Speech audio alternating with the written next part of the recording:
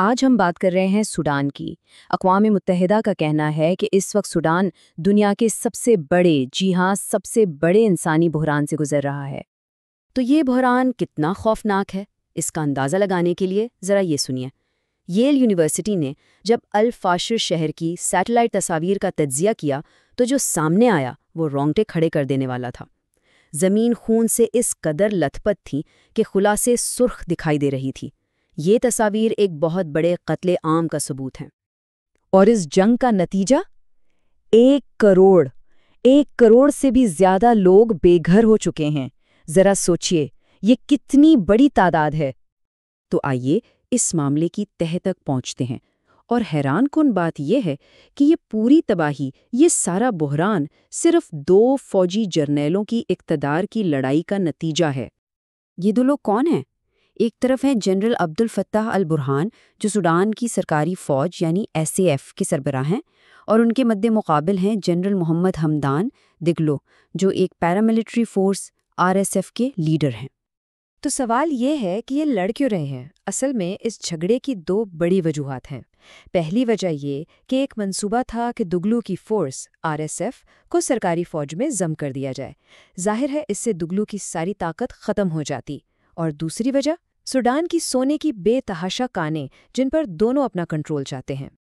لیکن آج جو ہو رہا ہے اسے صحیح معنوں میں سمجھنے کے لیے ہمیں تھوڑا پیچھے جانا ہوگا، سوڈان کی حالیہ تاریخ میں، جو آمریت، انقلاب اور بغاوتوں سے بھری ہوئی ہے۔ دیکھیں، کہانی کچھ یوں ہے۔ پہلے عمر البشیر کی 30 سالہ آمریت تھی، پھر 2019 میں عوام نے انقلاب کے ذریعے انہیں ہٹا دیا۔ اس کے بعد 2021 میں انہی 2 جرنیلوں نے، البرہان اور دگلو نے مل کر ایک فوجی بغاوت کر دی، اور پھر اپریل 2023 میں یہ دونوں خود ہی ایک دوسرے کے خلاف ہو گئے اور ایک خوفناک خانہ جنگی شروع ہو گئی۔ لیکن یہاں ایک اہم سوال پیدا ہوتا ہے، یہ ریپڈ سپورٹ فورسز یعنی RSF آخر ہیں کون؟ ان کی کہانی دارفور کے علاقے سے شروع ہوتی ہے۔ RSF کو سمجھنے سے پہلے جنجاوید کا نام جاننا ضروری ہے۔ یہ ایک بدنام زمانہ ملیشیا تھی، جنہیں گھوڑے پر سوار شیطان کہا جاتا تھا۔ یہی وہ گروہ تھا جس نے 2003 میں دارفور میں غیر عرب نسلی گروہوں کا قتل عام کیا تھا۔ اور اب سب سے چونکا دینے والی بات، 2013 میں اسی جنجاوید ملیشیا کو ایک نیا سرکاری نام دے دیا گیا، ریپڈ سپورٹ فورسز یعنی RSF۔ جی ہاں، وہی گروہ جو آج جنگ لڑ رہا ہے، اور جنرل دگلو کو اس کا لیڈر بنا دیا گیا۔ اور افسوس کی بات یہ ہے کہ تاریخ بالکل اسی طرح خود کو دہرا رہی ہے۔ آج RSF دارفور میں وہی غیر عرب قبیلوں کے خلاف وہی نسلی تشدد کر رہی ہے جو اس نے 2003 میں کیا تھا۔ مقصد وہی ہے، اس علاقے کو ایک صرف عرب خطہ بنانا۔ اب ذرا پرسپیکٹو بدلتے ہیں اور دیکھتے ہیں کہ یہ صرف ایک مقامی لڑائی کیوں نہیں ہے۔ سوڈان کی اسٹریٹجک پوزیشن اور بیرونی طاقتوں کی دلچسپی کی وجہ سے اس کے اثرات پوری دنیا پر پڑ رہے ہیں۔ تو سوڈان عالمی سطح پر اتنا اہم کیوں ہے؟ کئی وجوہات ہیں۔ ایک تو اس کا محل وقوع، جو افریقہ اور مشرق وسطیٰ کو جوڑتا ہے۔ پھر بحیرہ احمر کا اہم تجارتی راستہ اس کے پاس ہے، اور ہاں، سونے کے بہت بڑے ذخائر اور اہم آئل پائپ لائنز بھی یہیں سے گزرتی ہیں۔ اور جہاں پیسہ اور طاقت ہو، وہاں بیرونی طاقتیں بھی آ جاتی ہیں۔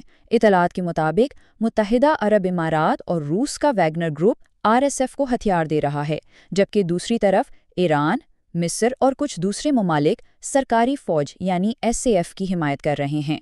اس نے اس جنگ کو اور بھی پیچیدہ بنا دیا ہے۔ لیکن ان تمام سیاسی اور اسٹریٹجک باتوں سے ہٹ کر آئیے اس جنگ کے سب سے تکلیف دہ پہلو پر واپس آتے ہیں، یعنی عام لوگ، جنہیں اس کی سب سے بھاری قیمت چکانی پڑ رہی ہے۔ ایک اندازے کے مطابق جب سے یہ خانہ جنگی 2023 میں شروع ہوئی، 1.5 لاکھ سے زیادہ جانیں جا چکی ہیں۔ اور یہ صرف ہلاکتوں کی بات نہیں ہے۔ صرف دارفور اور کردفان کے علاقوں میں تقریباً 37,50,000 لوگ پھاکا کشی کا سامنا کر رہے ہیں۔ یہ اعداد و شمار تو ذہن کو سن کر دیتے ہیں۔ ملک کی کل آبادی کا 60% حصہ یعنی تقریباً 3 کروڑ لوگ فوری انسانی امداد کے منتظر ہیں۔ تو خلاصہ کیا ہے؟